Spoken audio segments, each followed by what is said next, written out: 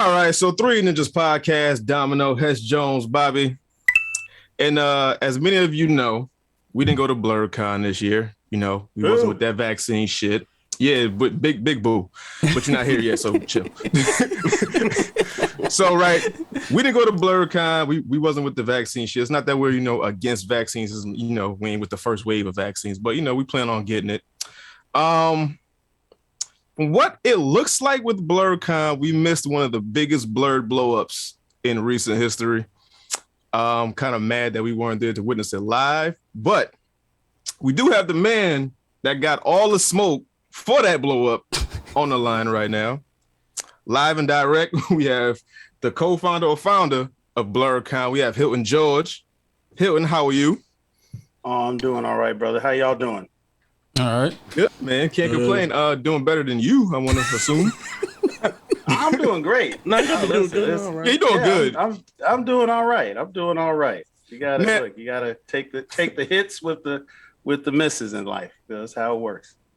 Now, that vacation you went on, was that planned before, or you saw that black lash like, yo, I got to get the fuck out of here? Black lash. Man, listen. The TVA came to me and said, you probably don't want to. We can't mess with the time stream, Hilton, but you probably want to go to Miami right after Blerdcon. just like, book the flight. You'll know when you see it, right? You're right. Now that had been booked for months beforehand. Frankly, we really didn't know what we were going to do as far as numbers, and we were expecting a pretty subdued crowd, more akin to what we did in our year one, which is just under 2,000. Mm-hmm. But we ended up doing closer to 4,500. Okay. So it was a lot of people and a lot going on, and so it was a lot of work during that weekend. So it was definitely a well-timed, even in the best of scenarios, vacation. Okay, good to hear. Now, how was AwesomeCon? AwesomeCon was really good.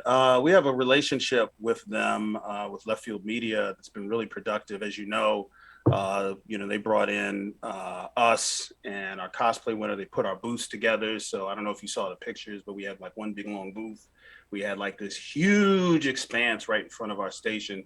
So we turned up the music. We always bring music to our booths and DJ and everything. And we just blew the whole left side of the convention center out for 3 days. And it was really, really dope. A lot of positive energy. I mean, it was just a lot of people who hadn't been out. A lot of people who came to Blerdcon came to AwesomeCon, but then the people who go to Otakon are not necessarily the same crowd that goes to AwesomeCon. So it was good to see two separate crowds of people and kind of get full circle. But it was a real good time. A lot of walking. The convention center makes you walk. But it was a real good time. We had we had some great parties, some great little reunions. And I mean, we're already promoing for 2022. So it was some good promo for that too. Good. Now, minus the bullshit, how was Blerdcon 2021 to you from, like, I guess, the outsider's experience, or just your experience in general? I will be the first to say that I'm the last person anybody should ask about how Blerdcon went. I never actually get to see Blerdcon. Okay, so minus the contest, right? How were the panels? How was the ambiance, the feel, the blackness? Like, how was everything besides the con? The con, yeah, not just the fucking, that one point that everybody blew their top. No, actually, we came out of Blerdcon. This thing didn't hit until Monday. So, we came through Blerdcon and people had a blast.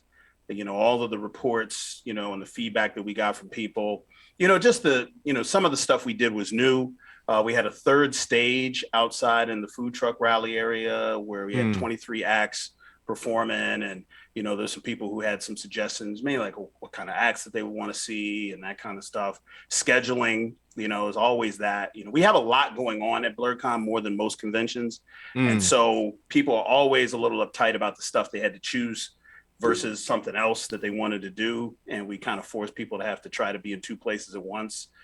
So there was some things about scheduling, but everybody else was just like, it was a great experience. And, even with the vaccine mandate, We really didn't see that much sheer of people not coming out. And it was just a really all around good weekend. If you saw, just talking about, the timing of how everything went, it was mid-afternoon, late afternoon, Monday, when it finally got to me that this was becoming a thing. It was like people in the contest, people in attendance at the contest, there was no beef. There was the rest of the con after. This is Saturday at 6:00. This happened, right? So not the end of the con. So all night Saturday, all day Sunday, all Sunday afternoon. Bye, thank you. Announce 2022 like we always do. God bless, good night. Pack up, nothing. Get home, and I tried to go to sleep. And I look, my phone is looking at me and saying, "Hey, you got way too many messages for this weekend." And that's when people are saying this thing is getting its own legs. We got to figure out what we got to do, get in front of it. And then trying to gather information after everybody had left the venue really slowed the response, because, nobody lives at Blerdcon. I know the illusion is that we're all kind of like right around the area and we're all like 2-3 miles away.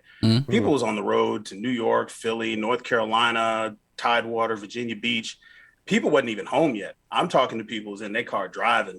What is this and what's going on? Trying to gather information. So it really was later that evening before I could really even wrap my head around, all of the drama that was ensuing. So up until 3 p.m. on Monday, Blerdcon was beautiful. Beautiful. So it was beautiful experience. So experience. It basically wasn't an issue until the internet got its hands on it, or as big for the most part. Yeah, I mean, but that's how it normally works. You get, so it's like if somebody comes up in like the middle of a concert or something and you're not paying that much attention, and they give you a quick rib punch. It may hurt a little, but it might take a little bit for it to set in. Like the next day, like, that motherfucker actually punched me. And then you get on home like, hey, well, I need to meet you. We got to square this up. Yeah, or like Dave Chappelle, like, what? Goddamn, that was racist.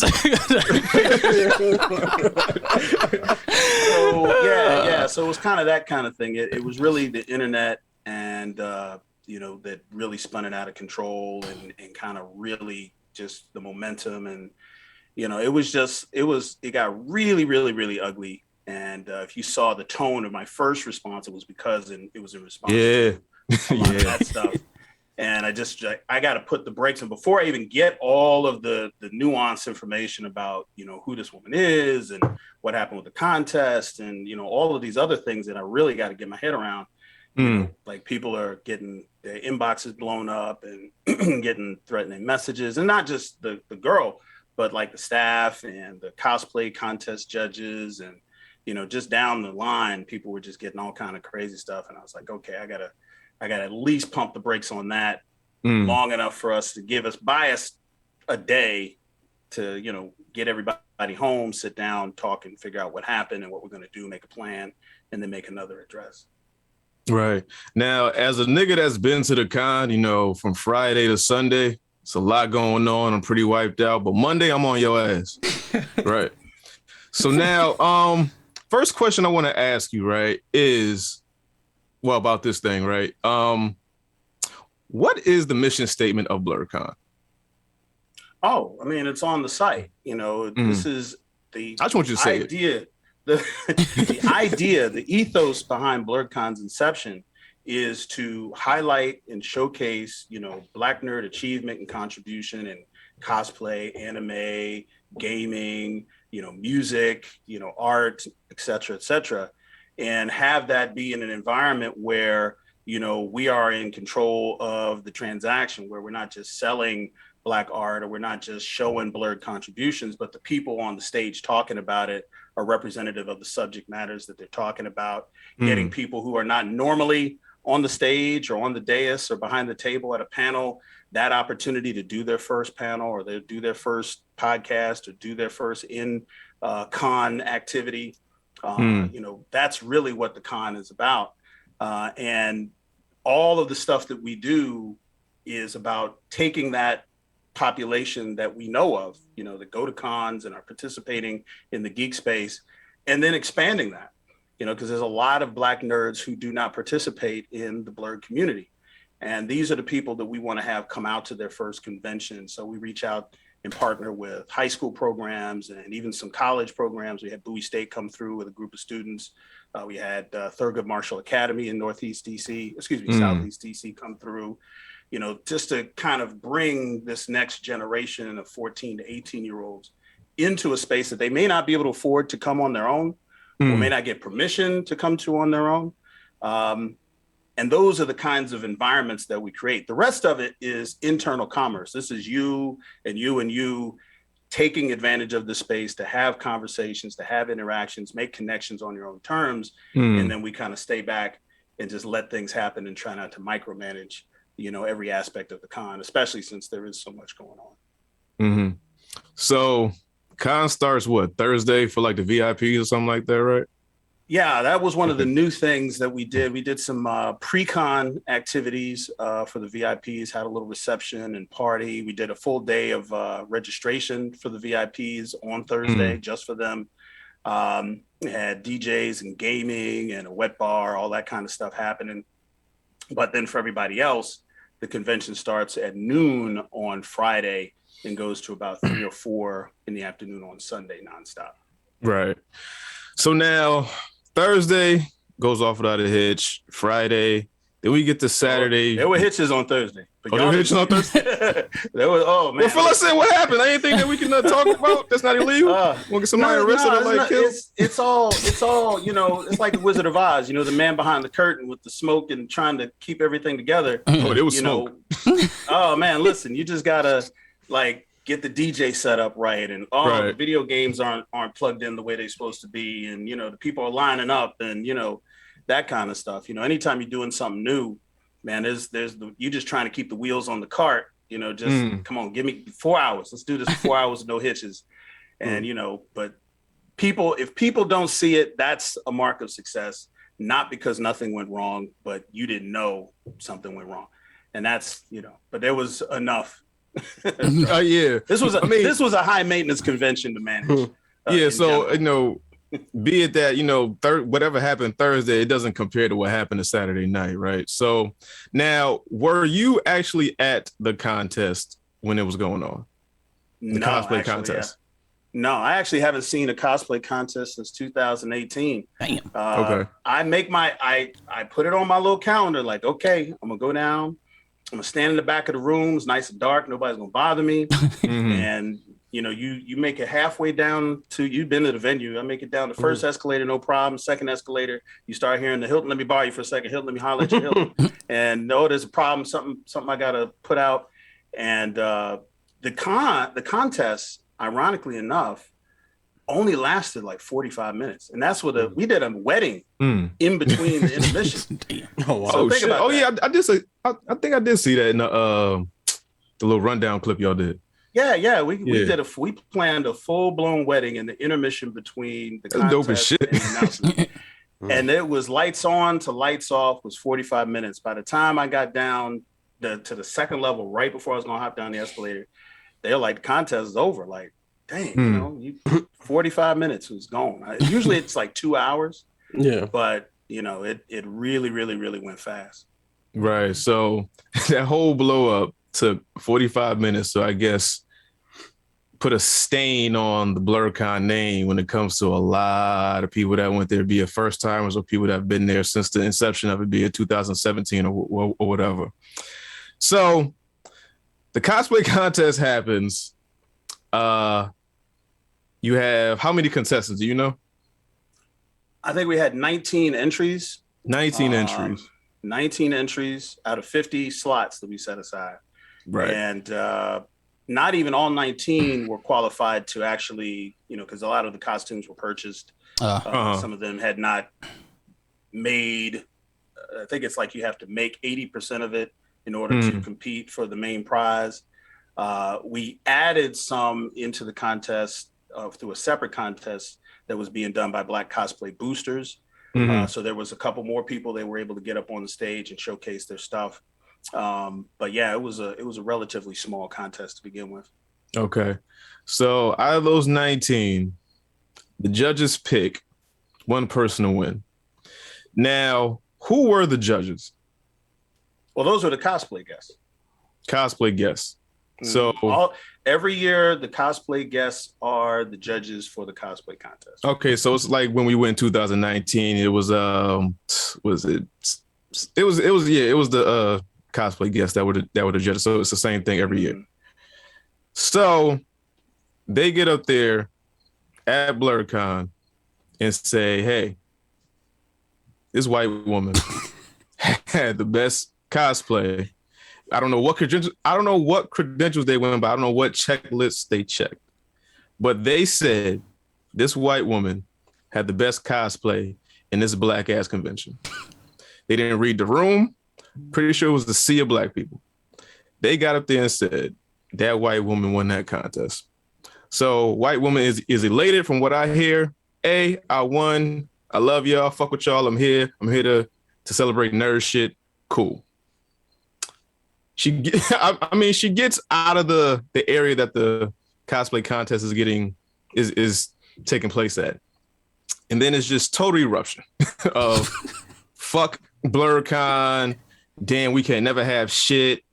I'm never supporting Blerdcon again. They'll never see another dollar of mine.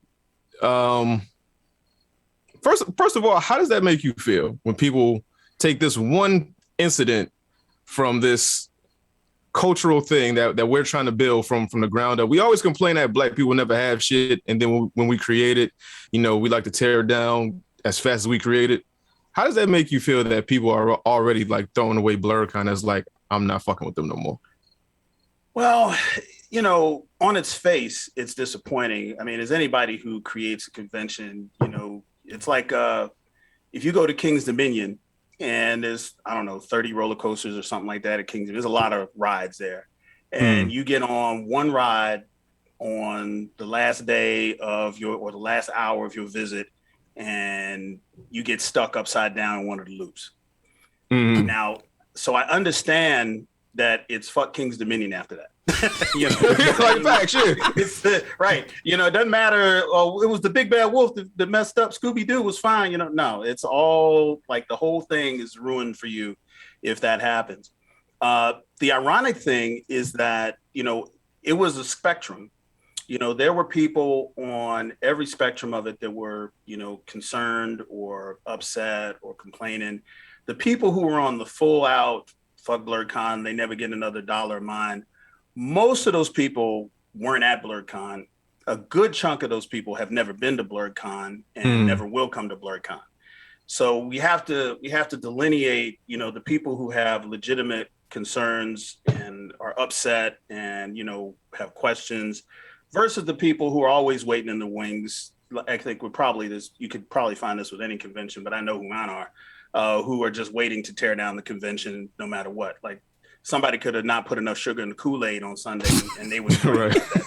There are people who their brand is hating Blerdcon, and you kind of take that group and you put them over here, and then you have the folks in the middle who are upset and they're hurt, and it's enhanced because this partnership that we did with AwesomeCon was in an effort to extend the experience and extend the uplifting that we want the contest to have outside of Blerdcon. Being the number one cosplay contest winner at Blerdcon is great and wonderful. But I was looking at it as, well, how can we make this an opportunity for this person as a cosplayer in general? So what can we do beyond, the dollars and the trophy and all that? So one, the winner of the contest was going to be one of the judges and the, on the guest list as a cosplayer for Blerdcon 2022. Then there was the guest slot at AwesomeCon, and AwesomeCon has an issue where they really want, to have blurred representation, and this serves, their diversity needs as well. And we're really happy to be a part of that mission for them as well. So it's just, it hits on like 3-4 levels. Whereas, in previous years, the person would have got their $50 or whatever the prize money is, their little trophy, and they would have walked up stage and you never would have heard from them again. But now you got this person representing Blerdcon theoretically at this larger convention, and in DC, AwesomeCon is the largest convention in DC, nerd convention. Like 80,000 people come to that. Right. So this opportunity is supposed to represent the uplift of Black cosplay even beyond the contest. So it added so much insult to injury for everybody that I understand why it caught fire. I understand why it got legs, even though some of it was irresponsible, but that's just a quadrant that it's over here like we were talking about before. So what you have to do is you have to explain to people, because most people don't know how cosplay contests go. Even people who weren't there, have legitimate questions and concerns. They may think, oh, Hilton walked a white woman up onto the stage and said, here, give this white woman a shot as representing Black nerddom, judges. And the judge is like, I don't know, Hilton. This is a Black, room, and it's a Black con. Are you sure? I'm sure. Write it down. She's your queen to be. All of that. There's people who don't know if that's how it goes because they don't know how cosplay contests work. I was like, I wasn't even there. I didn't even know a white woman had won until Monday. It was not this thing that until Monday. Engineered. Yeah. So wait. So you're telling me it's that this happened Saturday evening, Sunday goes on, you don't hear shit. I'm guessing you're ripping and running on Sunday. You don't have really much time to check your phone. I'm guessing. I don't know. So then Monday, nothing came to me. Okay, so nothing came to you that night at all. No DMs, not a face-to-face. Where the fuck is Hilton at? I need to talk to him right now. He ain't in the barbershop, space table, nothing. Ain't nobody see you say nothing. Nothing. Listen, I'm telling you, if you want to talk about another layer of disappointment, is that I don't know however many people, 150, I don't know how many people who decided to get online and at my judges or at my staff or at this woman that won, but nobody messaged me. And that's just how it works. Nobody likes to really come directly to me for stuff. I mean, even if it's to say, fuck you, nobody really wants to, I don't know. I don't know what it is. I people have told me different things and, people are intimidated. I'm like, no, why? I'm always smiling and I'm goofy. There's really not anything to be intimidated about, with me. I don't have a magic wand, whatever. So no, nobody's messaging me like, what the hell, Hilton, and why this Hilton and da-da-da until Monday when the internet got a hold of it and it reached this noise level, this fever pitch. Now, Monday, I had a lot of people. Now, these are people that are close to me, like people who know me, who are like, hey, I don't know if you are hearing what's happening over on TikTok, or I don't know if you've logged in and did a search for the hashtag Blerdcon on, Twitter or YouTube, but this is really blowing up and da-da-da. You need to get ahead of this, da-da-da. So even then, it's just the people in my circle, of friends and colleagues who are reaching because they're hearing it. But there isn't anybody like, DMing me saying, we want answers and all this sort of stuff. And like I said, it wasn't until Monday where it was like, wait a minute, like, all right, everybody, whoever I can get on the phone, fill me in. What happened? Give me the blow by blow. Yeah. So, I mean, I'm Saturday, I got a concert to do. Got to make sure the party comes off. I mean, there's so many things that are trying to take the wheels off the structure of the cart that I'm really focusing on this stuff. But like during the convention, nobody was really talking about it if they were, it might've been off in their rooms, but it wasn't like groups of people making noise and shaking their fist or following me around or at the con. The people at the con had a great experience. It's the acid indigestion that kicked in on Monday for the 3-day tacos that they ate that really was when it kicked in. I know it sounds crazy, but there's really, that's funny. Really how it went down. Now, I guess Monday when the shit hit the fan, right? I saw little sprinklings of like, rundowns of what happened at Blerdcon, but I didn't know what the fuck they was talking about till maybe like Wednesday or Thursday. I wasn't just paying attention to what happened at Blerdcon because I wasn't there. But even still, I just wanted to know what the fuck was going on. So when I started seeing like, hashtag CoonCon, like hashtag like kinda Blerdcon, like I was seeing all types of wild shit. But then it was like, I guess the the vitriol and like the anger was just all about this white woman winning the cosplay. Like, do you actually understand why people are upset, or do you just be like, hey, this was always an all-inclusive event and she had the best cosplay? Like, a white woman won a cosplay competition at a convention specifically catered to Black nerds. And, you know, that was always in the mission statement, like all-inclusive, you know, everyone's, you know, when I was there in 2019, I saw gay, straight, Asian, white, Latin, non-binary, whoever. I saw whoever there. Everybody enjoying their nerdy ass time. But as soon as a white woman win the cosplay competition at Blerdcon, everybody just seems to fucking lose it.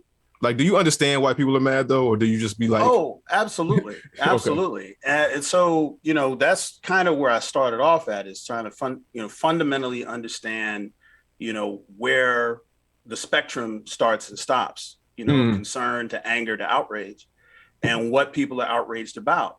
And, you know, again, just like I said, it was layers. You know, on its face, you know, it's just, you know, it's like jumbo shrimp. It's like these two words that are just antithetical to one another existing in one situation.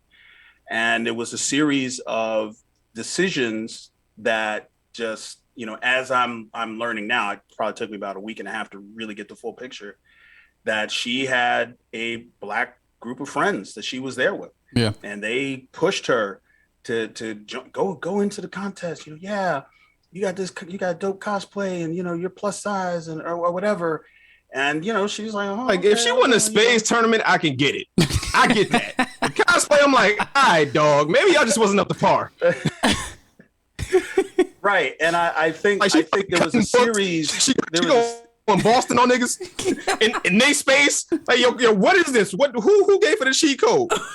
Like, what part of DC is she from? She from that Black part of DC, ain't she? Right. You know, but I think with the cosplay piece, it was more about, you know, there was hurt because people are looking at it in the big picture. Like I said, it's digesting this, and then it comes back up when it really hits. You know, what does this mean? Oh, you're telling me a white woman is going to be representing Blerdcon and Black nerd cosplay at AwesomeCon and as a guest next year at Blerdcon, and, you know, all that sort of stuff. And I totally understand. And, you know, what I tried to kind of let people know is that, you know, in the lane between, you know, blame and responsibility, you know, I'm responsible because I put the structure of the contest together, and there's no speed bumps on there for anybody of any race, you know, to be highlighted and be elevated to that position.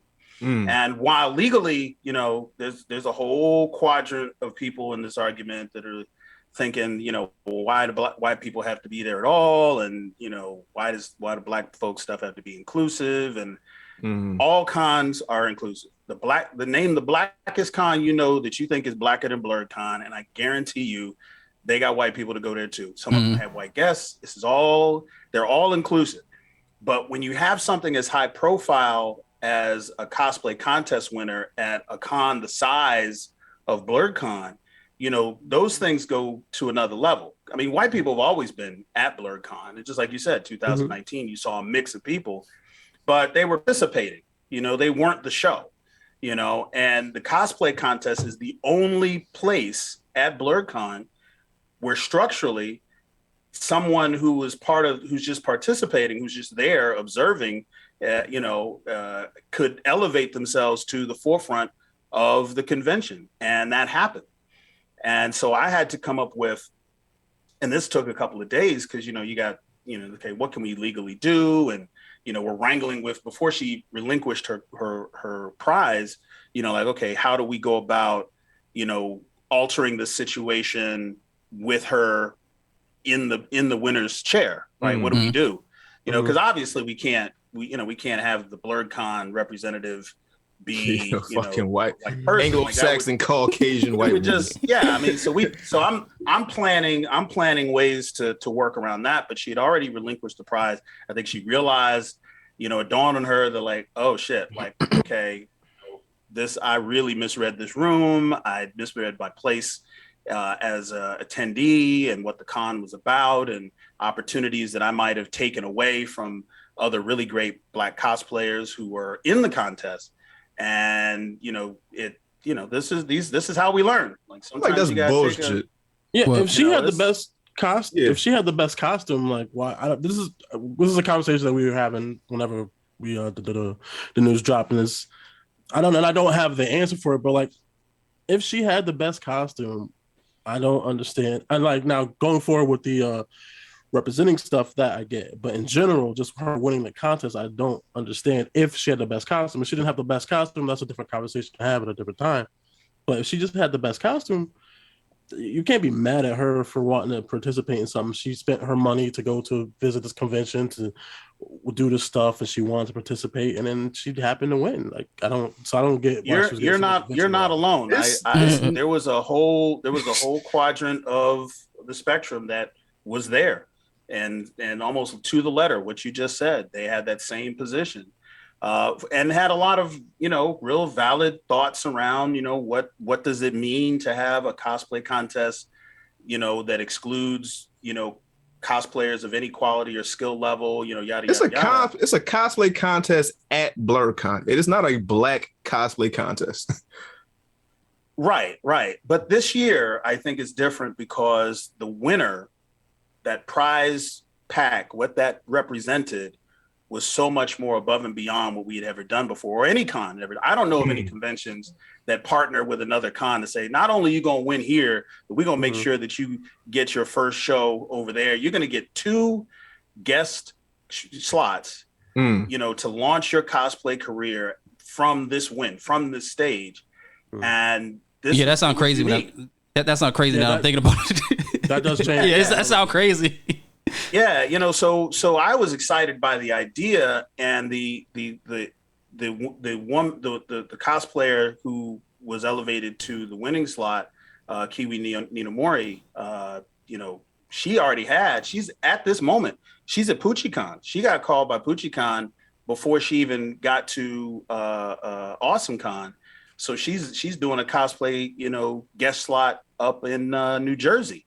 So it's working. What my idea worked. So I'm happy for that because I think this is a formula that I can replicate in other areas, and find ways to take dope Black cosplayers and dope Black creators and dope blurred musicians and comedians and anyone who's there participating in some way and find ways to extend the reach of the stage of Blerdcon to encompass other nerd spaces that are not necessarily nerd specific. And I think that's the key. That is the part that I think probably added that critical amount of fuel to the fire that made people really see this as an impact because of that. Now, on me, what I failed to do was to consider that this could happen and that this could happen in such a way that, we would be faced with having somebody who's not representing the blurred community representing the blurred community, right. Whatever. And that's a wild ass thing to put on a resume as a white person. But it's like this. Someone said to me, like, oh, NAACP is giving awards to white people for, but yeah, but those are like special lifetime achievement awards or, some side award or something like that. They're not winning, Black Image Award for Justin Timberlake or something like that. You know what I mean? It's if Soul Train had a Justin Timberlake award, lifetime achievement award or some shit. Yeah, it's not the same thing. So what we had to do was come up with a way in which that prize, that number one prize, even in an inclusive environment, an inclusive con where people can participate just as anyone else would, in any way that anyone would in the con, regardless of their race or gender or orientation, yada, yada, yada, is to make that prize qualify to, a Black nerd. And I said, well, you know what? I can't make a contest within a ticketed event that only allows for Black people to participate. That's a lawsuit that, nobody's going to give me 10 cents for my legal defense fund for it. So I'm not even going that way. I said, but this number one prize is going to be the Black Cosplayer of the Year award, right? So the judges, to their defense, and I really tried to drive this home, but it's so complicated that I never really get to it. There was nothing for the judges. There's no mechanism for them to steer the ship away from the white woman or anyone else who's participating in the con. Everyone's getting these worksheets, and they're all sitting at different stations, and people come up and they stand in 10 feet away, and they can approach and everything, and they're writing numbers. Hey, 1 through 10, how was the craftsmanship? 10. How was the presentation? 8. Blah blah blah. They're not sharing this information. They're writing down what is given to them. They do the fucking paper bag test and be like, she can't win because she's right. There's nowhere on this. It's like SAT bubble test. It's like it's a sheet. So there's really, they have no sense of like, they're not coming together with this meeting where we're like, okay, what do you think of so and so? Da da da da. Yeah. No, it's like these sheets are collected because we want it to be objective. And we want it to be sterile. This is another reason why I don't go backstage. I don't go anywhere near the contest. Because there's people just waiting to say the fix is in, and even on when we have the fight. If it's not black and white, in 2019 it was armor versus sewing. In 2017 it was I think Hilton knew the girl who won, or she works for Blerdcon or something like that. And I said, man, listen, there's money involved with this prize. And there's a lot of work and a lot of personalities in the cosplay community. I'm going to keep myself as far away from that process as possible. So it never really dawned on me that, man, somebody could just come up in here and win regardless of the ethos of the contest or the ethos of the prize pack or the ethos of the con. And there's no speed bumps. There's no breaks. There's no potholes once somebody enters to how far they can go. So this new structure is going to allow for anybody still can enter if they want. We're going to probably do some different things with, the qualifications for, how much of your cosplay did you make versus buy or assemble, that sort of thing. But this Cosplayer of the Year, Black Cosplayer of the Year award is going to be more like a Mr. or a Miss America thing, because this person is not just going to be the best among the best cosplayers at the con. They're also going to be representing Blerdcon at another convention, at least one other convention. They're going to be representing Blerdcon as a guest the following year. And everybody might not be down for that. So we can't just use a check sheet, because there's some cosplayers out there that are huge talents. Crazy. Who that shy to a fault. Won't speak in a room with more than 3 people. Like, and now I'm gonna put you on a stage. I'm gonna put you on 4 stages. I'm gonna send you to New Jersey. I'm gonna send you to they ain't with none of that shit. They don't want it. No. So, if somebody is not interested in that, they'll have the opportunity during the Q&A, which is a new thing that'll be added. Somebody is going to ask questions. Hey, what do you think about the state of Black cosplay? How do you Please let me do it. Can I do it? Please, can I do it? Oh God. Please, yo. I promise I won't be an asshole. I might as well light Blerdcon on fire now. Just let it burn. This is fine. This is fine, right? I thought I had a job. But no joke, all joking aside. But those are the kind of solutions and remedies that we would normally do in problem solving. But I think that there are people, and I mean, you guys are out in the world, so there's people that that say Blerdcon at least once a day, and in a negative sense, and they wake up every day in a cold sweat screaming Blerdcon, and they waiting for Blerdcon to trip so they can, they can make hay of it. And those people are always going to be there. And I think this gave them an opportunity to blow a lot of air to feed this fire beyond the people who attend. Because I actually, a week after, once I had time to actually comb through some of these, YouTube videos and stuff. And I looked and I was like, okay, this person's saying something crazy, CoonCon, all that kind of stuff. And I'm like, I don't see you attending. I'm going to your profile. You're not attending no cons. You're not a cosplayer. You ain't got no blurred credentials anywhere in your profile. I don't know you. We don't have any mutual friends. And I'm just like, okay, it's not a loss if you tell me I'm not getting no more of your money, and I've never gotten none of your money and never was going to get none of your money. I mean, some people just want to say something and they said what they said and they move on. But the people I'm really focused on are the people who attended the convention, the people who are, making balanced even in their outrage, like, yo, I have a real question on how we're going to fix this going forward. Hilton, talk to me. Those are the folks that I'm really able to assuage and are willing to listen to solutions, whereas others, not so much. Right. Now, I saw this on Twitter as well. I don't know if it's true, but I got to ask you. I heard somebody say that in all the years of Blerdcon, there's been one black cosplay winner. Is that true? No.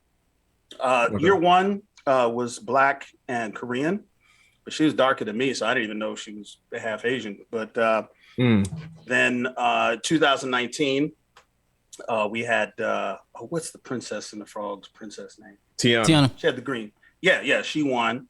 But yeah, you're right. This is not the first time a white person has won the cosplay contest. 2018, we had a blind cosplayer who sewed her own dress, right? Now, this, again, I didn't see, like I said, I didn't see this, but I saw the pictures.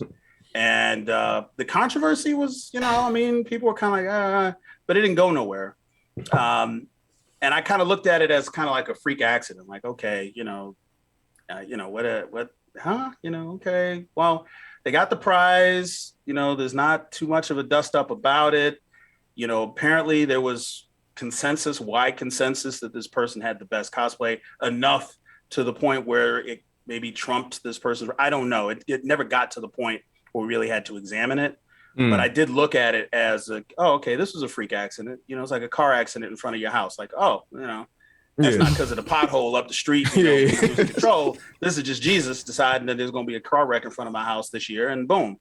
And, if I could do it over again, I'm real big on responsibility, even for things that I'm not necessarily directly to blame for. If I could do it over again, I would have probably done something similar to what we just did for what's going to be 2022 back in 2018. But since we come out in 2019 and, the whole top 5 was black in 2019. And I was like, oh, okay. It was a freak accident. Look at that. This is a nice, pantheon of winners on stage and, little controversy of armor versus sewing, which is always going to be there. Right. But other than that, it was gone. So I was like, oh, okay, well, it's not as much of a problem as I thought it would be. Turned out I was wrong. Right. Now, have you personally talked to the cosplay winner? The woman who won? The woman that won. I never got the chance. Listen, I made my first statement on Monday, and it sounds like y'all saw it. This was Monday night. And I was probably working off of 4 or 5 hours sleep for the whole 3-4 day weekend. Right. My throat was just dry, and I was like, I just gotta put the brakes on the harassment, just so that we can bring the temperature down enough for us to take a day to address the situation in another post. So I took that opportunity, expecting to be able to have a conversation with this person, maybe the next day or something, to say, okay, what do we do here? That kind of stuff. Tuesday, she relinquished the prize and then shut all her social media off. So I didn't have a. She did a Macklemore? Oh yeah, she shut everything. She's gone. She's gone off of the internet. Yeah, Screenshots. She's still on Twitter, but I'm not even. Well, when I say off, I don't know that you can just delete a profile like that. But she's not on. Not active. Social media. Yeah, she's not active. You can't message, right? And because it got really ugly and it got really rough for a minute there, and I didn't get a chance to come around and have any kind of direct conversation with her before she relinquished the position. Okay. Where I want to go next with this? Why was there so much smoke for Blerdcon as a whole and not just the judges? Because the judges were invited there by, I guess, like a collective of the Blerdcon staff, and they don't represent Blerdcon per se, right? They're judges, they're, outsourced, they have their own opinions or whatever the case. They chose the winner. So why was it Blerdcon as a whole took a hit and not just the judges, you feel? Well, I mean, I think there was, for some people, again, they don't know that the judges don't work for Blerdcon. Like I've seen so many people post, y'all need to get new judges next year. And I was like, well, they don't work for us. Like, Same judges, different judges every year. Right. And, I could sit back and take for granted that everybody knows how cons work, but apparently that's not the case. So that might be part of it, that people are thinking that these are folks from inside the circle that, we have this long relationship with. But cosplayers are under the aegis of the con for the weekend of the convention, and then that's it. So when people are saying, oh, so-and-so cosplay judge said something I didn't like, what do you have to say about that? And I'm like, they said that on Tuesday. This person's contract ended on Sunday, the 19th at 5:00. Right. Nothing to do with their life after they leave the con space, right, and everything. And so they can say what they want to say. I can agree or disagree or, whatever. But everyone who I read their statements were quick to preface to say, I'm not representing Blerdcon. I'm not speaking for anybody but myself. And as inartful as some of those statements were, they were in response to like this constant badgering, and our PR operation didn't get a chance to even, before things really, really were just turning left and turning right. Normally, if something really crazy happens or potentially crazy happens, we'll have a moment or a window to say to the department involved, don't answer any questions. We're going to come out with a statement from the con, and that will be, the official statement, and it'll answer all the questions. But we don't want you talking to people or responding to tweets and all that. These folks are hitting these guys up directly. And again, they're not part of the staff. They're not part of the department. So, if Dax gets a tweet that's mean and somebody's saying something and, Dax is like, nah, and wants to clap back, that I'm not in a position to call Dax and go, hey, private citizen, I need you don't to do that thing. I need you to eat a little more shit on our behalf. A couple days. Like, no, not gonna pay you, but right, exactly. It's like you off the clock, but so yeah, I think there's a like I was saying before, there are people who wake up every morning and say Blerdcon before they brush their teeth, just so that Blerdcon can come across their mouth when their breath is the worst it's going to be. Just that's how much they hate Blerd. There are people who hate Blerdcon since 2016. They be saying in the mirror like Candyman. Oh yeah, exactly. Like they really, really, really have it in for us. But they don't really have the Hilton. They don't necessarily. Listen, if I said names and anybody here would know them, you go, oh damn, he is so right. Like it's that crazy. And again, these are folks. A lot of these folks, like there's one I haven't talked to since I haven't exchanged any words with since 2016. This person's writing the same article. Every time something, a cosplayer. I'm not even joking. A cosplayer got their cosplay caught in the door in an elevator at Blerdcon. I think it might have been 2018, 2019. This person got on there and tried to spin it. Like, see, this is why I try to tell you that Blerdcon ain't for black people. They try to lynch him. The elevators is racist. Right? Like, I'm like, how'd I get in the elevator with the brother's cosplay? Like, why is, elevators tried to trap me. Your mind. Think, so yeah, this represented for that group of people an opportunity to try and do as much damage to the convention as they can. And these folks are the ones that, if you look at, they'll make more than one post, and their analysis is not fair. They're making, very sweeping judgments about the con in general. Anyone who says that the 45 minutes of that contest represents the entire experience of the 57 hours of Blerdcon. That's what I'm talking about. Somebody who's usually in that boat way over here on the right. That's like, okay, I'm gonna see how I can, just really, really just rile this whole thing up. And they're always there, and they always will be. Listen, black people aren't 100% on nothing.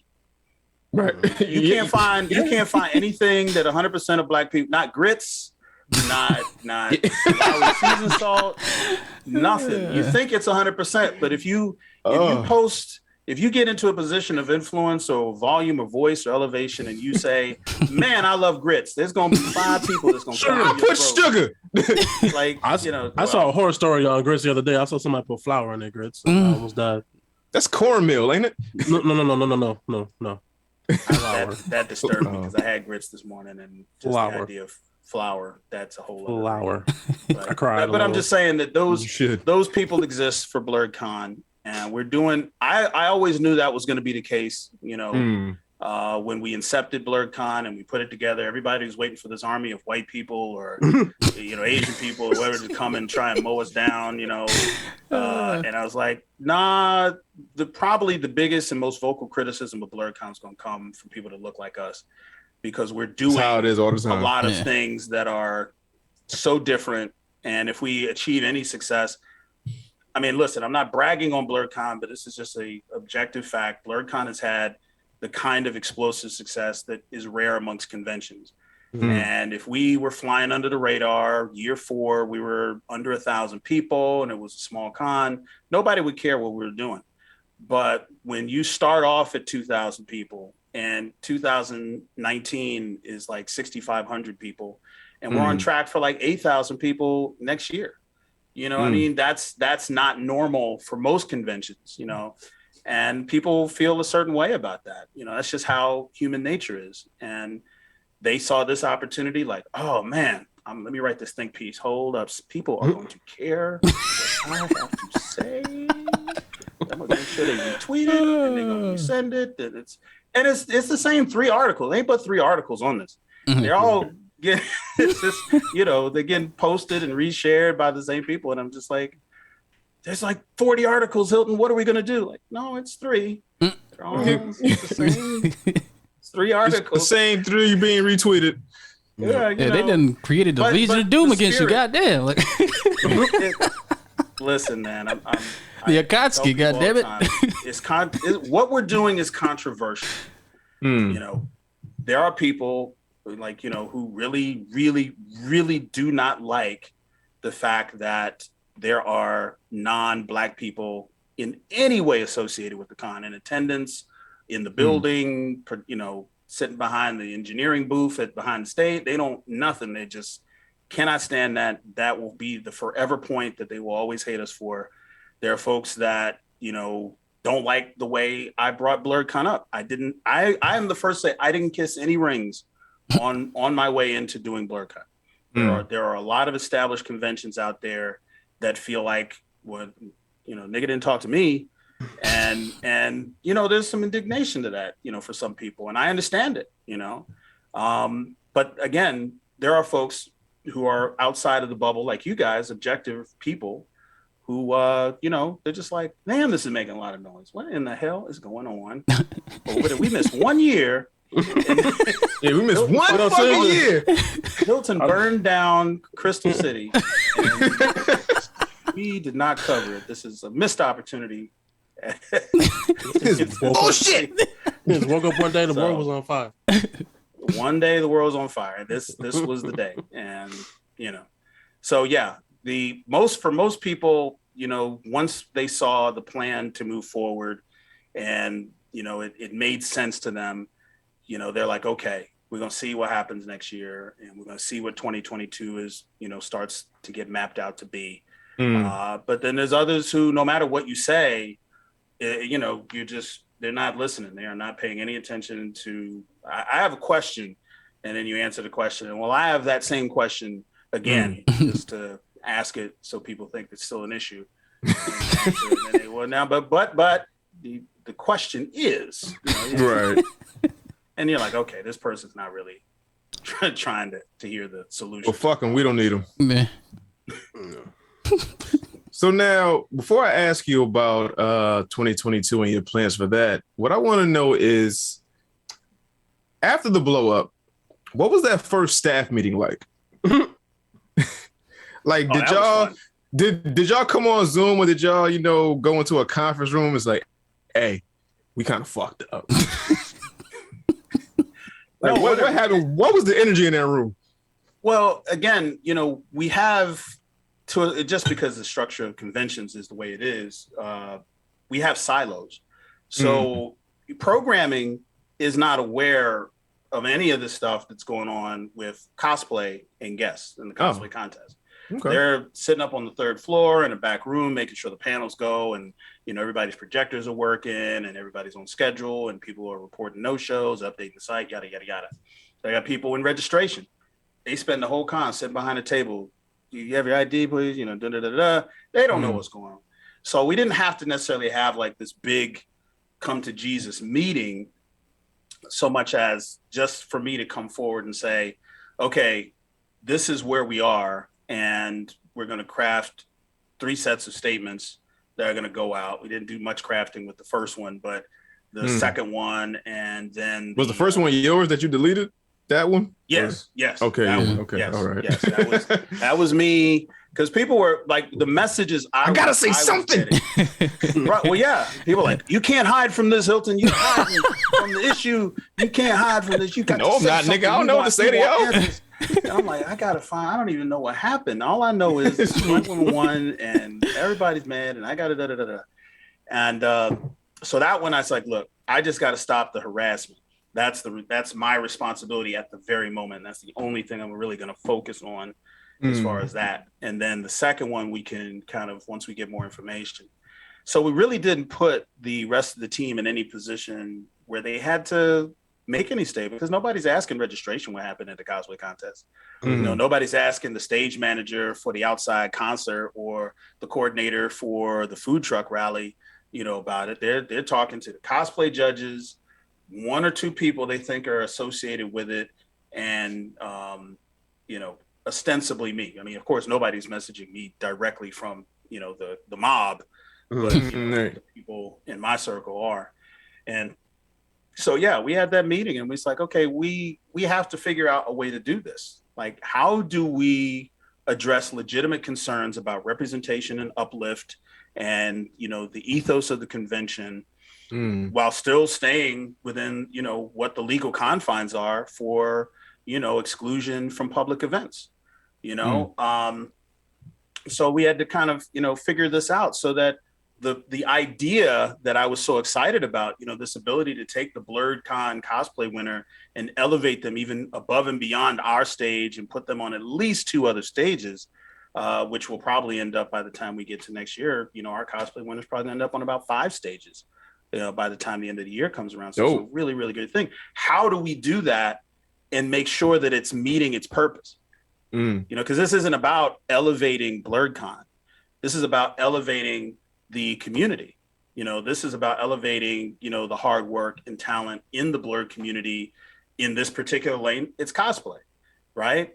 So how do we do that? And so we talked with some people, like my business partner, Haas, he's got a JD. So, he knows a little bit about law and how to look things up. And that's what we came up with, what I put forward to you guys just a little while ago.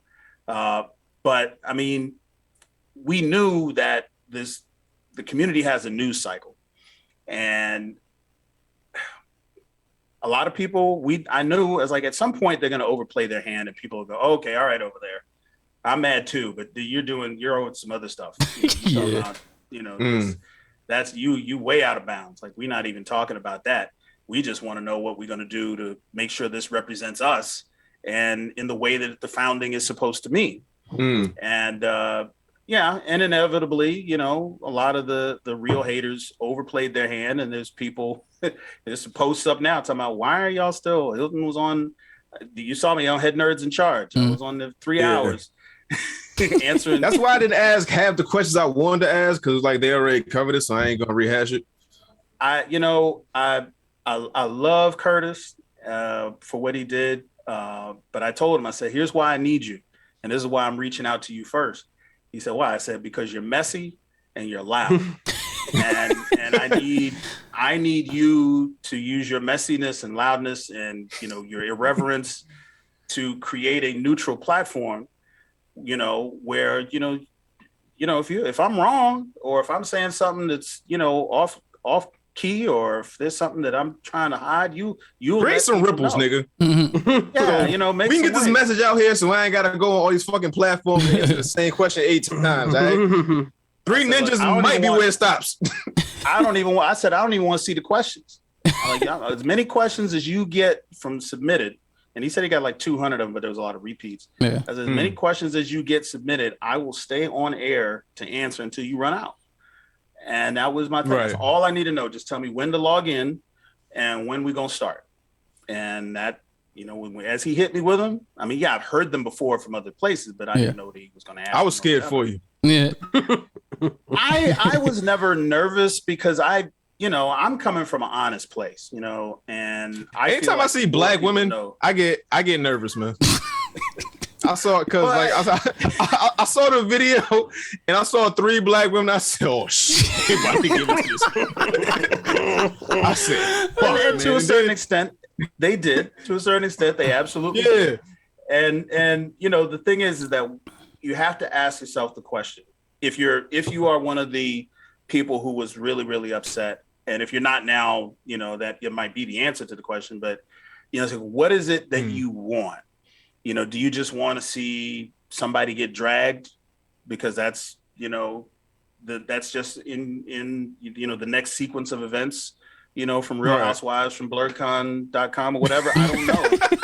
If you want that, you know, you're probably never going to be satisfied because, you know, we're not dealing with a situation that was part of any chicanery or, you know, where's the money or anything like that. This is just a really awkward situation that happened that I, as a con runner, am responsible for dealing with in the moment and preventing in the future. And the anger and the discomfort and the concern that comes in the moment is reflexive and it's natural. But, you know, when you start looking at solutions, you know, you have to allow for that. And if you're still mad after you see the solutions, like, you have to ask the question, like, okay, why are you here? Like, is there any answer that would make you happy? And if the answer is no, then I won't burden you with any more of my voice. But, you know, it's just a hiccup. Like, you know, now that I think about it, if we were a little bigger, that thing we did with the speed dating, that shit would have got hate. You remember that? Like, we didn't do the LGBTQ. No, we didn't consider them. We got hate off rip because we didn't include, because we didn't say it was like all inclusive. We didn't include like non-binary people, the LGBTQIA plus community. Like, we didn't put that on the sheet. We just said, hey, speed dating. We just thought all straight people was gonna come. But, you know, little did I know that every type of motherfucker was like, yo, we was waiting for this shit. We saw this shit on the program. We was waiting for it. I was like, I didn't know this many motherfuckers are gonna come. We have to turn people away at the door. We was like, yo, this is our first time doing this. I don't know shit. I don't know what to do with my hands, Ricky Bobby. I don't know nothing.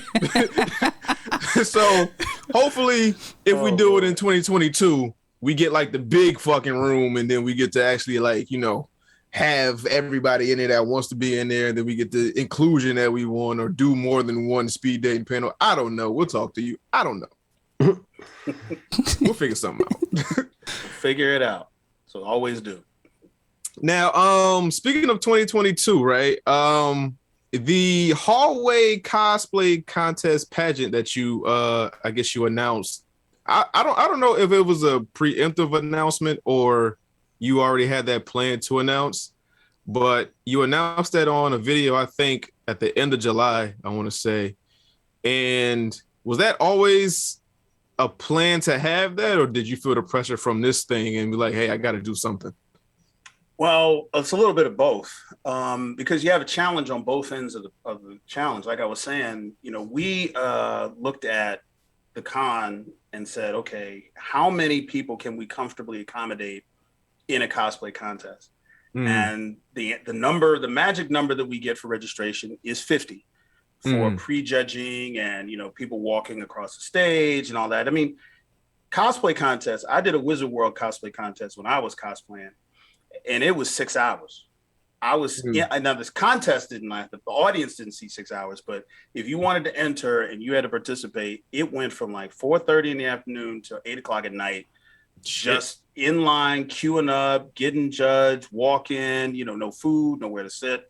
And so we are sensitive to the fact that people want to attend a convention, and we want this to, the contest to exist within this 2-hour block that we have set aside.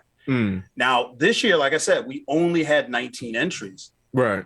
So, how do you spread or expand the footprint of the competition to invite people into the process who don't want to spend, it might be about 2.5 hours of their Saturday participating in the contest? Because, one of the things that you always hear, and it's funny because I'm like, yeah, I agree with you. They're like, oh man, I was walking around, I saw 20 cosplays that was better than so-and-so such. And now I get this every year. It's not unique to this year. They're like, but I saw that cosplay get on stage. Too. Exactly. I was like, I saw that cosplay too. I walked up to that individual. I told that individual, you got a dope cosplay. You should enter the contest. And they were like, eh. And then they went about their day. Oh, they was never in it? Force people. Huh? They was never in it? No, they're just talking about people walking around the con. Oh, okay. Like, when they see a winner. There's people that walk around with dope ass cosplays, but they don't want to get on stage and want to enter the contest. They just be chilling. And I understand that. And how do we showcase dope cosplay, even if they don't want to enter the formal contest? Because I think that we can still serve the mission of elevating and highlighting the dopest cosplays that we see on a Saturday, which is the day of the contest, even without having these people going through the full prejudging and all this stuff to win maybe a formal set of prizes. So what I said we was going to do is say, hey, we're going to have a hallway cosplay contest. And we might give 10 people 10 armbands apiece. And you say, all right, you're going to walk around. If you're in a place that's pivotal, you might even be a vendor. I mean, it doesn't matter. Like if you see somebody in a dope cosplay, you are authorized to take these armbands, walk up to that person in the middle of the hall and be like, look, here, I want to give you this. You can go walk the stage. You don't have to do any prejudging. You don't have to have your cosplay taken apart. You don't have to have created or built or sewn 80% of it. Doesn't matter if you bought it. Doesn't matter if it's your cousin's and you're just wearing it. Doesn't matter, whatever. It's a dope cosplay and we want to see it on stage. Well, what's going to happen? Well, you're going to be in the video most likely. There's going to be a photography aspect of it. So we have these opportunities to elevate what we see and what the cosplay, quotient is at Blerdcon. And then we'll have some prizes that might go a combination of crowd participation or, maybe even the judges doing on site saying, okay, boom, we like the way you embodied that character. Maybe you did good voice characterization and body movement just as you walk the stage. Maybe that'll be something. And we just, give you something, your little token of your accomplishment. And, you get the little picture, boom. And that's it. It took 30 minutes of your day to do it. So that's really what we wanted to do. Unfortunately, there is no method as it stands right now to just goad some of the best Black cosplayers that we all know to get on that stage and showcase their skill and their talent in a formal contest. And this is a way to do it. It's low maintenance. It's not that much work. It doesn't have a heavy load on the actual structure of the contest. And at the end of the day, there will be more Blerd contestants or Blerd cosplayers on a stage as a show. Because as an audience, when I go to a cosplay contest, I'm there to see dope cosplay, right? People I might not have seen in the hall or, I might have missed because I was in a panel, but, boom. Oh, yeah, you was telling me about that Iron Man, or you was telling me about that Deadpool or that Inuyasha or whatever. Oh, there it is. Take a picture. Boom, boom, boom. We want to have that at least both for the audience and for the cosplayers. So we're going to see how it runs this next year. Right. Hilton, I mean, this kind of goes without asking, but you've seen Chappelle's show, right? Yeah. Okay. What you just explained to me sounds like, I think it was in the first season when Dave Chappelle, he went around New York and said, hey, you had a great New York boom. He was just giving them ribbons and shit, but you just added a stage. Yeah, actually, that's literally what it is. Hey, you have a great cosplay. There you go. Well, I'm not reinventing the wheel. This is actually this is how a lot of contests work. You may not have known me from my heavy cosplay days, but I was known for my Deadpool back in the day. And I am not a crafter. I'm not a sewer. I'm not a, molder. I'm a hack.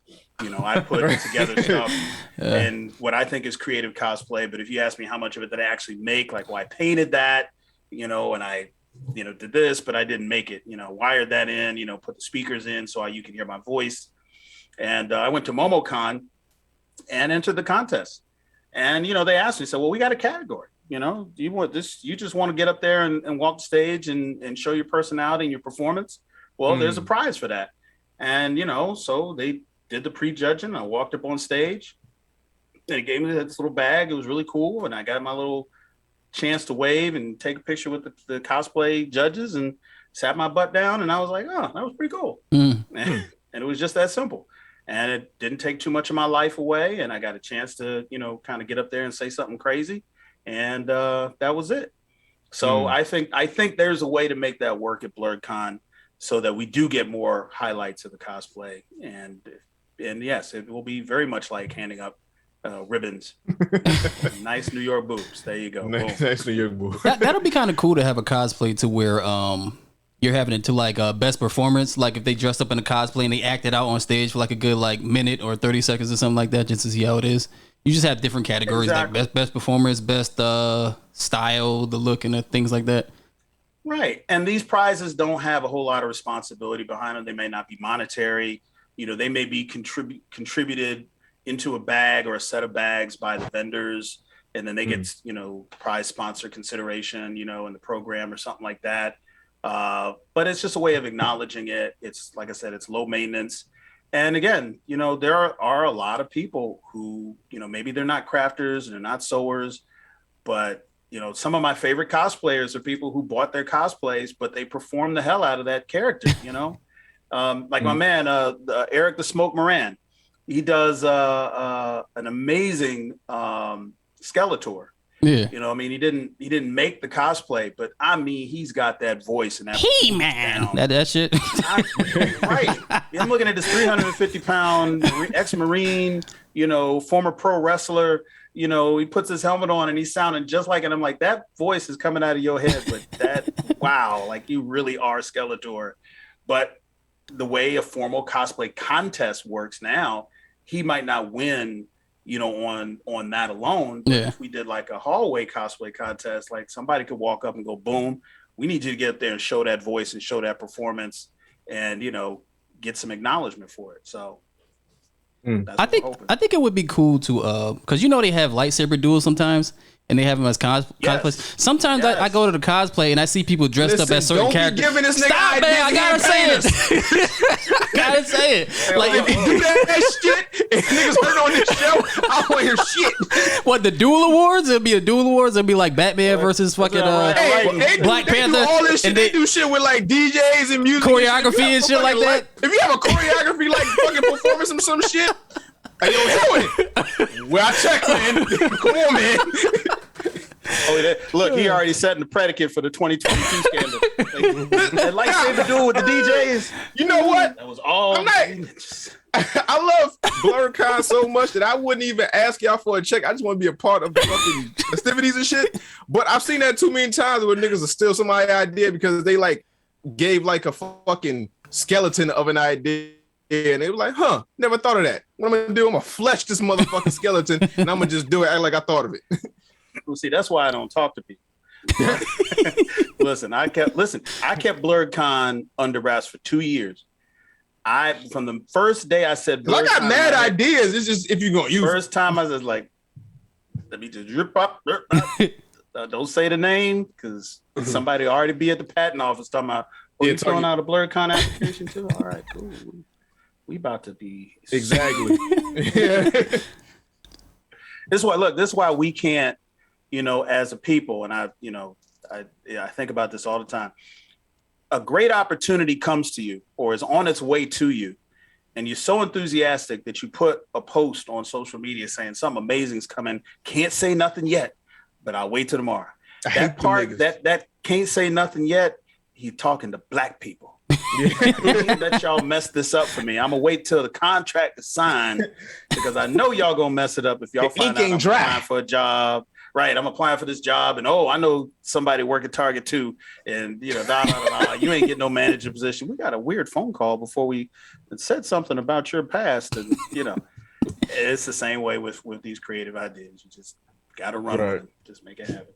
Yo, holla at me. I got mad ideas. Yo, just work with me. Now, I guess what precautions are gonna be set in place come 2022 as like a preemptive strike to stop any bullshit that may occur? That's a big category, bullshit. I mean, although we're like a month removed from 2021's Blerdcon, you got a whole 11 months until next year's. But like, has the team discussed anything? Is there anything that's is concrete now? Is there anything that you're thinking about that's like 80% there that we're gonna do? Like, is there anything like somewhat solid or solid? Well, it's just really interesting because with 5 months of planning and what could have very well been a hugely diminished crowd, we actually ended up doing more and expanding Blerdcon in 2021 than we would have normally done in any other year before. We had the third stage. It was a whole concert going on 2 days, almost 12 and a half hours per day, concert running outside in a parking lot, act after act, DJ after DJ, LED wall. I mean, you've seen the video. It was an amazing stage. So that's going to happen again, for 2022. We're going to do a lot of stuff that's thematic. I mean, I'm really, really excited about the homecoming theme. Yes, I'm a product of HBCU, and that experience is almost inherent with homecoming to the point where the Black people who went to PWIs, or anyone who went to a PWI, they look at the title homecoming and they kind of cock their head to the side. So what exactly is happening next year? Everybody who went to or is familiar with the Black college experience is like, oh shit, oh man, it's gonna be this, it's gonna be that, because they know what that connotation is. They're gonna have an all-white drum line or some shit. Band or first of all, white bands don't have a drum line. That's remember that one dude on fucking what's name on drum line that was beating that bass and shit, beating that drum. Oh, you talking about Big Percy? Every band got a Big Percy. You gotta have it. But yeah, like doing a band, maybe some type of small limited parade, depending on what kind of route we can get in Crystal City. Maybe doing some step teams come through and do a little something from local colleges. And it really depends on what's available, because it's summertime, everybody's scattered to the winds. Yeah. So trying to do those negotiations now and figuring out what we can bring about is going to be important. This also may color some of the content as far as what panels are submitted. We're also looking at maybe some of the guests, that we might bring about that are thematically in that theme, or the cosplay, that we might be looking at. There's a lot of ways of inserting, which is really the art behind Blerdcon. Is each year we have to find a way to take the Black experience and weave it into the nerd experience and make it look seamless. Because if it's just nerd Black, it's going to be weird, and it's a very, very fine line between Black nerd and Black excellence. We could very easily, it would be the easiest thing in the world to make Blerdcon a Black excellence festival, where just anybody Black who's doing anything could come. But I'm like, we got to stay in the nerd lane in order for Blerdcon to be Blerdcon. So the guests that we bring, like if they don't have a voiceover for an animated character, or they're not doing something sci-fi or at least horror, I can't really do a whole lot with you, because it's not a pop culture con in that way. So trying to weave that in, like with the barbershop, there was some amazing responses we got to the barbershop, both in 2019 and in 2021. We partnered with this group called Clipped Art. And this brother is out on the West Coast, and he's got an app, and he sends through his foundation Black barbers to white colleges to give the black students at those white colleges edges. Giving Chad a fade. No. Well, I mean, Chad may want one, but he's really there to give free haircuts to the black students at the white colleges.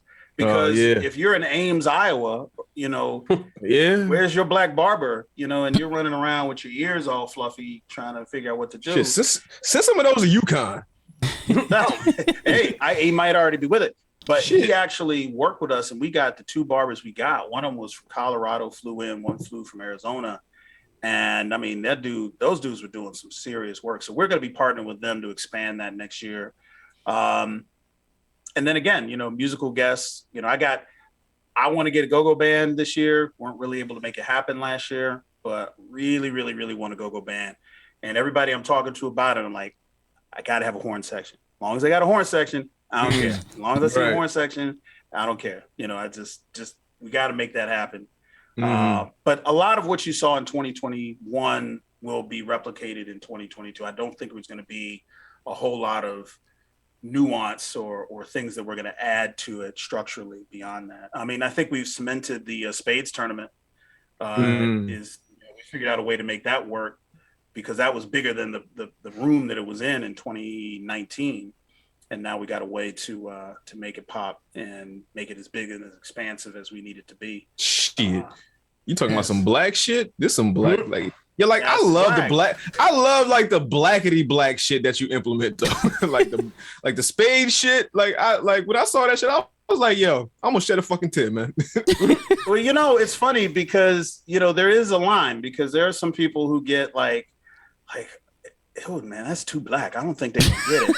And I'm like, even if they don't, that's because they worried about white people. We ain't worried about white people this weekend. No, it's not white people. It's black people who don't know how to play spades because how it is. Once you're 15, too many of those. Nobody's gonna teach you how to play spades in Black America. You can't walk up on those spade games. They're gonna be like, if you don't get up, where's your daddy? You don't have a daddy, where's your uncle? I'm not your family. I'm not teaching you to play spades. Right. Nobody want to teach you how to play spades. So that part of the black community, and remember, it's a spectrum. You got the black community that have had the black experience and are products of it.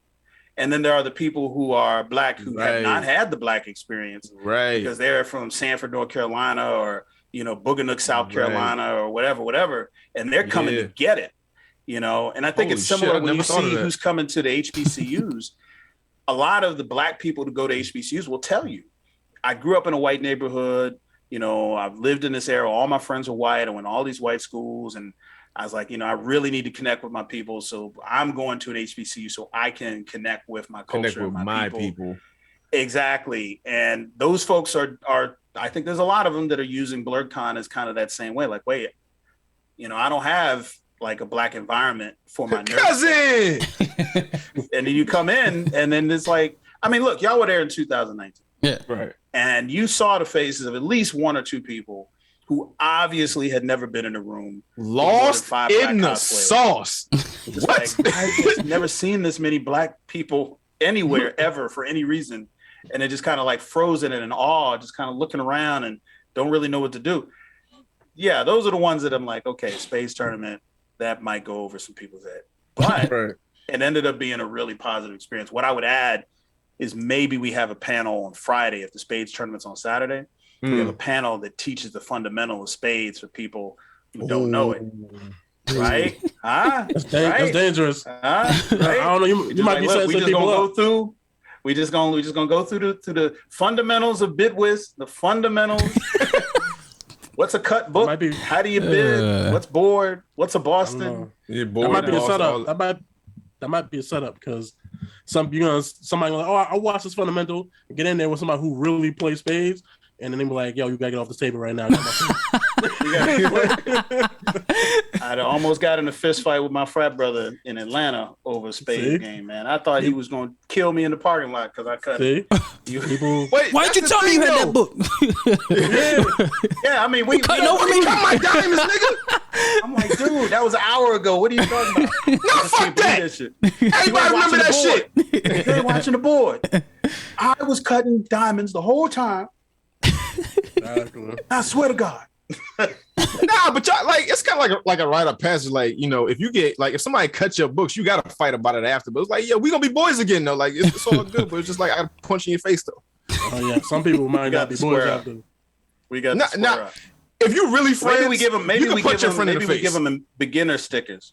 Like, you know, like a student driver sticker they put on a car. Yeah, you gotta have like the beginner, student, intermediate, and advanced. Like, so that, you know, somebody come up and say, "Hey, you know, can I play with you?" Be like, "Nah, let me see your wristband." Yeah, they're only in base form. Yeah, if you got a green wristband, sit that fucking beginner table. Don't talk to me. Hey, if you got a yellow, I might can fuck with you. Red, but you know what? Advanced players.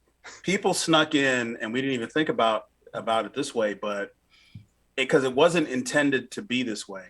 But Uno is a black game. Oh yeah, in ways that we're really just. I mean, it wasn't designed as that, but that's our. That's game. only a black game because we cheat. It's not cheating if those are the rules. No, we love hitting. My nigga, we'll throw with draw 4. Yo, we'll throw 8 draw 4s on a motherfucker and be like, yo, nah, ain't no rule that say that. Nigga, come on, we 8. How the fuck you know the rules? You know the rules at 8? As I yell Uno. Yes. Now you take this whole deck. Or you only say Uno on your last card, you gotta pick up some more. Like, what the fuck? Like, I ain't even put the card down yet. I hate that.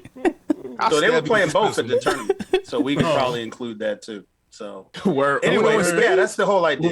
Yes, at the same time, bringing in as much blackness into the nerd space as we can, and you know, so that it is unique. I mean, there's really, you know, people ask me like, "What's the secret sauce for Blerdcon?" And I'm like, it's the people, niggas, and it is what we can do that other cons can't do.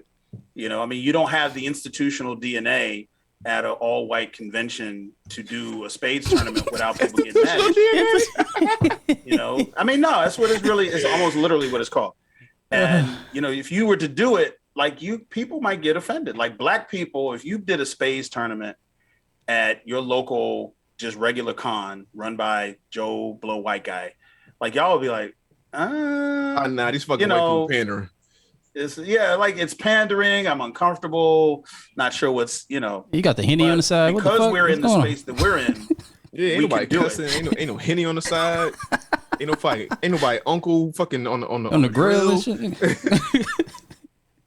When the barbecue truck got pulled up for the first time in 2018, and I saw he was wearing white socks with Crocs. And he was making his barbecue sauce he had a big old tray, like a tub of cans of Coke 45. And I thought he was selling Coke 45. And I was like, I wanted one. I would never go into a liquor store and buy a Coke 45 as an adult. But I'm like, hey, it's hot. There's a Coke 45 in there. He's like, nah, man, that's for my barbecue sauce. I said, oh, shit. Like, if you're making your barbecue sauce out of Coke 45, yeah. I'm right. I'm sold. You ain't gotta tell me nothing else. I'll be back. Let me know when the grill's fired up. He's been there every year since. I mean, you know, and even with the food truck rally, you know, we curate as many. Like, there's only 2 trucks that are not black owned out of the 16 that come to Blerdcon, and one is a pizza truck, and one is the noodle truck.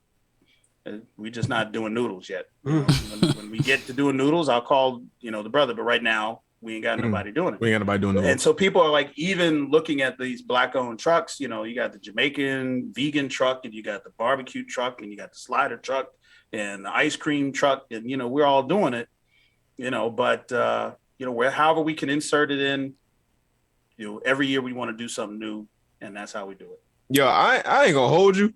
Them food trucks is where niggas call a lot of action at the food trucks. Like, y'all be going to these parties and all that. Chicks get hungry. And it was a lot of action caught at them food trucks, man. Food is a universal aphrodisiac. You can get like, girl, you want a rib? Like, that sounds biblical. I think Adam said that. One rib. Let's give me just one rib. $4, you know. But yeah, I mean, it's like we had the opportunity. Hey, baby, can I buy you a fish sandwich? Right. Right. You know, like being able to eat and people take that for granted sometimes. There's a lot of cons that are subject to whoever's signed a contract with the convention center. And you go to the convention center, and it's like, it's the same 4 sandwich places, and you're kind of like, oh, okay, whatever. But then if you had the opportunity to bring 16 food trucks run around the clock for 3 days, right? People don't think about food. Like, the food is an experience. The music is an experience. Right. That people are taking the memories from this time that they're spending at the con. I mean, you look, if you take a moment in time and you attach an emotion to it, people will never forget it. Right. And that might be food. That's an emotional connection. Like, oh, I heard Frankie Beverly Mays came over to DJ speaker while I bit into this rib, and I saw my ancestors, and a pretty woman dressed in a cosplay came over and said my name, and boom, you will be in your graves thinking about that memory. Like, yeah, that was a good day. Right. Yeah. And all we got to do is get out of the way and let y'all have those moments and not try to overcook it. Yeah, like the ones who never went there, they bought in some freshly made chicken and shit like that. Oh, remember who you are. You like, all right, all right. I guess I belong here. That nigga said you buying some chicken, you Mufasa. Remember who you are. So we bite into the chicken into the clouds. Yeah. Yeah, you get one of them fucking That's So Raven flashbacks and shit. It's funny, but that's actually the experience I had with the barbecue truck. I can't actually. I talked to my man Stackhouse. I was like, dude, I can't have y'all barbecue because the itis kick. I gotta be sharp. Stuff happens. If I'm eating this, because I'm eating. Like, when I'm eating, I'm hungry. And if I go up to my room and I'm just trying to eat in peace, because I can't eat in peace because everybody needs me for something. If the sun can see me, everybody can. So I'll get up to my room, and then the itis kick in, and then I'll go to sleep. Rome will burn while I'm knocked out. I can't do that. So I gotta put that stuff in the fridge and hit it on Tuesday. I'll buy it today, but I'm gonna hit it on Tuesday because it's, I just can't do it. Right. Really, really, really. But yeah, 2022 is going to be special. I think this is going to be, I really think we're going to be in a better place as far as COVID. I do not anticipate us having any COVID restrictions as far as the, mandates and stuff like that. Don't put anything past America and Americans to, screw up a good trajectory. But I think next summer we'll have this under control. And we can kind of get back to normal, and there are a lot of cons that are not coming back, and we're starting to see it. Like, there's people looking on the account like, didn't, XYZ con used to be here on the account? Like, no, they're not coming back because, and so I think we're going to be in a really good place, and we're going to put on a really good show. And like I said, we take this stuff in stride. This is our job. You take on the responsibility. If you create a convention, it's not going to ever be perfect. It's something that you're constantly perfecting, and you try to do it in as constructive and as thoughtful a way as you possibly can. And like I said, there's always going to be half of the community that's skeptical about a con like Blerdcon. This is how we're built. And but 50% is a lot. But yeah, I mean, you saw what we did on year 3. Like, we forget 2019 was year 3. Mm-hmm. We had 2 years of experience running the con before 2019. That was a 2-year-old convention happening in its 3rd year, the year you saw it. And if we get any kind of longevity, and if we're able to have any type of growth that is commensurate with any other convention, we will end up being that 10 or 15,000 person convention before we get, past 2026. And so we're always going to have to be growing and expanding and changing, because stuff we're doing today might not fit 2 years from now. There's stuff we were doing in year 1 that don't fit this year. And, like I said, there are people, like, I talk about the crazy folks on the far, far, far, far fringes of it. But the funny ones are the ones that talk about us every year, and then they come back every year. And I see them at the con having a ball, shaking their ass at the parties, and just high-fiving everybody, having a great time. And I'm like, okay. let me tell you. That's the cycle. That's the cycle. Blerdcon 2019 changed my life. You done got me some action. I ain't gonna speak for everybody else. You got me some action. I got you action. Got me. Top three. You created this con. I thought you like that. I know somebody. No, but you created this con. I went there. Shit transpired. And then, appreciate you, my brother. Now, some things I cannot take credit for. I don't give a fuck if you want to or not. I'm giving you the credit, though. Without you, listen. This, you know what? Never mind. Top three. Top five? Yeah. No, top three. Oh, that's what it was? Yo, you two niggas. Have to relax. Told y'all shit. We'll talk offline. We'll talk offline. Yeah, we'll talk offline. Yeah. Yo, if y'all haven't heard our fucking Blerdcon recap of 2019, you can go ahead and check that out now. Boom. So, now I went to go try to book my ticket for 2022, and is the hotel still giving discounts or no? Yeah. If there's still rooms available, the room block is posted in the Facebook group. I don't know if it's on the page yet. We're doing a revamp and moving our server at the moment, so I don't know if it's on the page yet. But if you go to the Facebook page, where we keep it pretty much purely Blerdcon information, it's like maybe 3 or 4 posts down where the link is. Okay. And I think that's probably $109 or $112 a night is the room rate. Also, anybody out there who's on the fence about getting a VIP, we got about 50 VIP badges left. Like there's like 150 of them have already been sold. It might be more. I checked a day ago, but people are really buying the VIPs. And last year was the first time that we really, really leaned into VIP. And I'm telling you, there's only so many we can do. I caught so much flack, not flack, but people were really disappointed because they were on the fence and they were waiting for their cousin and they went, and then once they sold out, they were like, Hilton, can you get me one more? And I'm like the tickets that are in they're online at a certain number, and I can't like go back and change it. So get that, because it's going to be off the hook this year. We're doing some really innovative stuff. I don't know if you heard, but we did some really cool stuff with quiet ordnance technology based out of Charlotte, North Carolina. It's those silent disco earphones. Are you guys familiar with those? Oh yeah, the little neon joints, and you could set the music to what you want and party. Exactly. What we did was we put those just niggas bouncing around, but you don't know what they bouncing to. Actually, these were a little more mundane. We give it to people in the VIP, got them for free. And what we did is that we put microphones in 2 of the main panel rooms. And so even if you weren't in the room for the panel, you could turn to channel 1 or 2, and there would be 2 panels that you could listen in on, even if you didn't get into the room.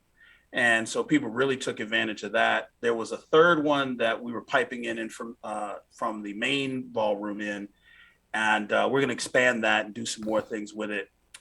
Musically and content wise for 2022. We're definitely going to have the dedicated registration for VIPs, so you're not going to be standing in line, because we did have more of a line this year than I've ever seen at Blerdcon. It was around the corner, up the street, it was crazy.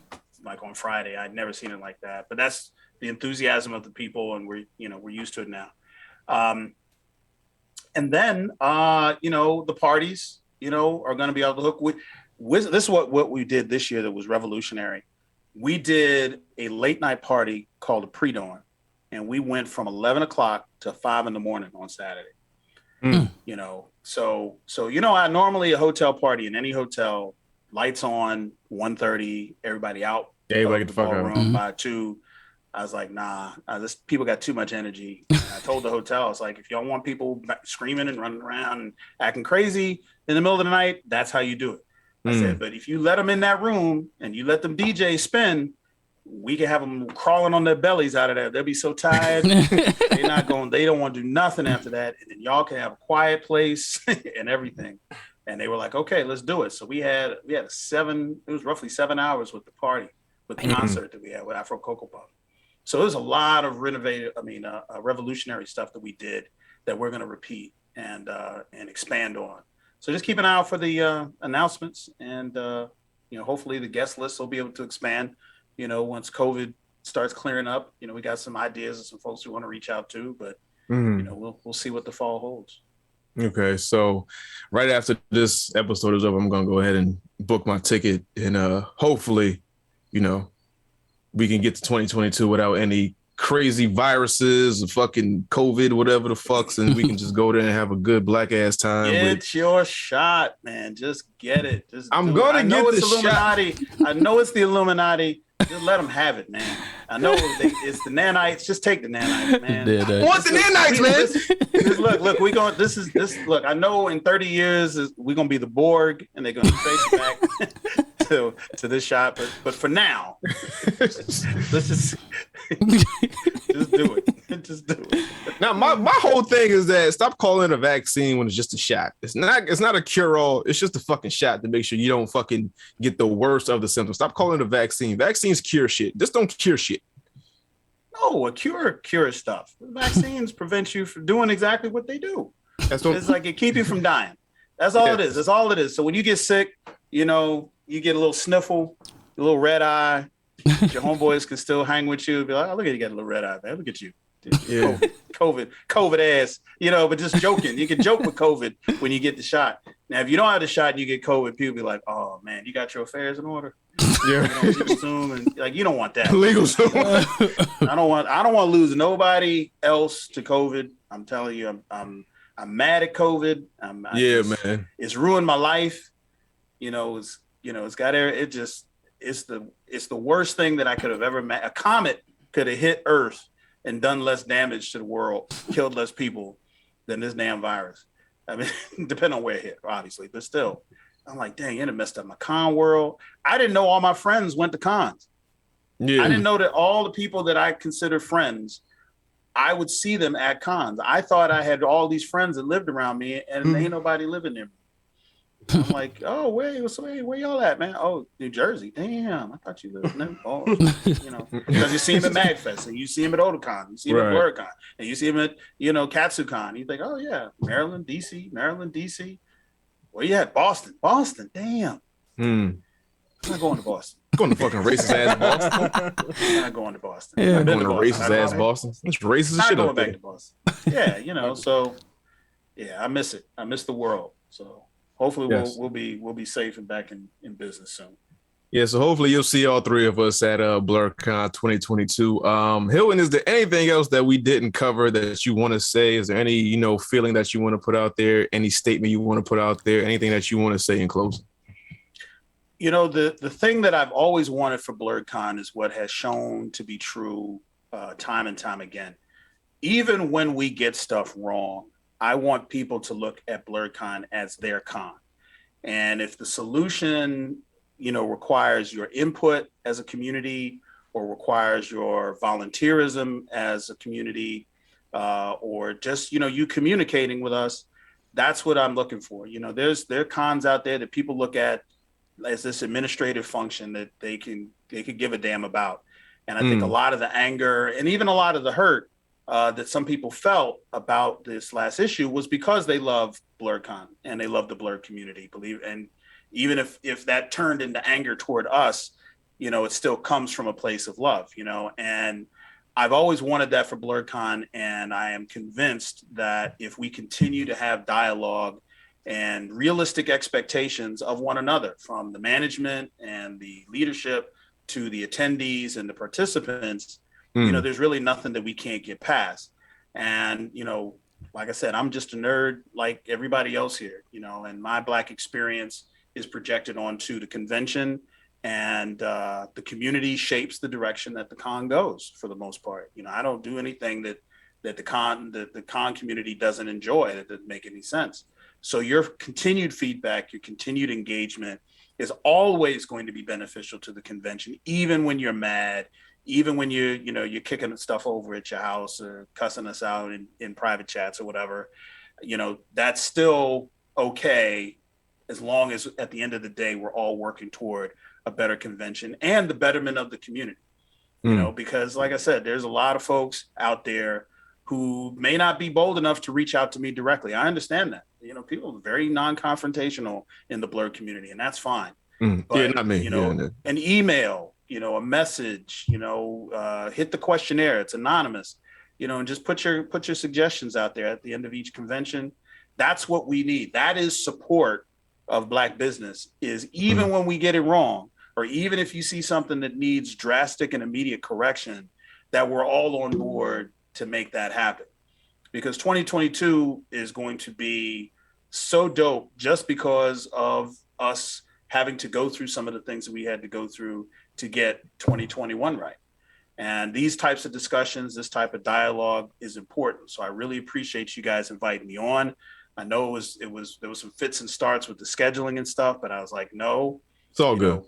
As many opportunities as we have to talk about these issues and talk about this collective project that we're kind of on, which the con is, there's no way we can lose. There's no way that we can not have a fun weekend and have stories that my man here is going to talk about as soon as we get off. Right. I mean, you gave them niggas the interview first, but shout out to them. Appreciate them for getting all the other questions out the way, because I ain't have 3 hours to just sit here and ask you all that shit. But you answer most of it. I think from what I've heard from them, head nerds in charge, and what we asked here, I think you pretty much covered everything.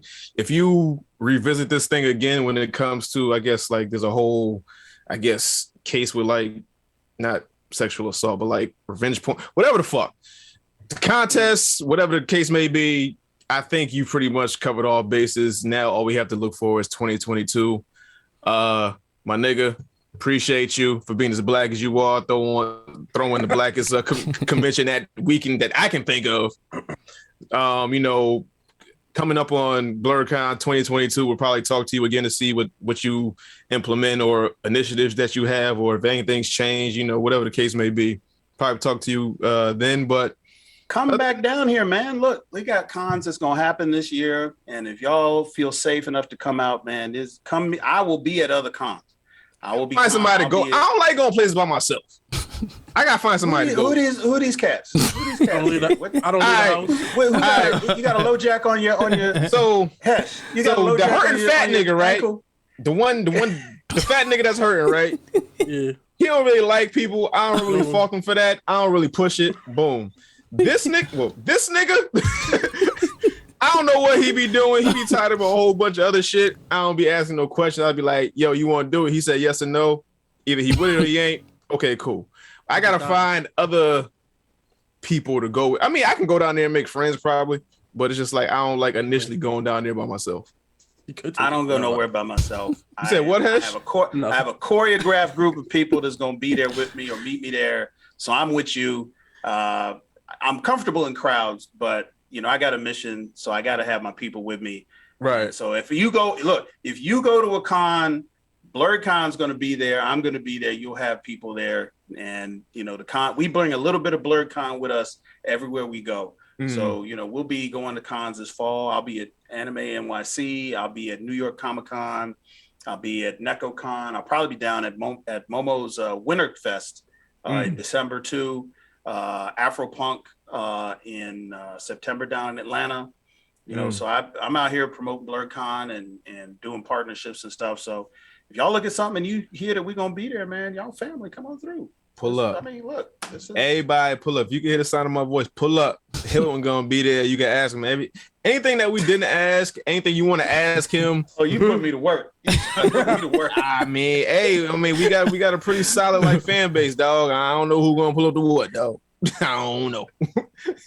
But as always, Hilton, I appreciate you. Thank you for coming on and expressing everything. I think you answered everything that I had to ask.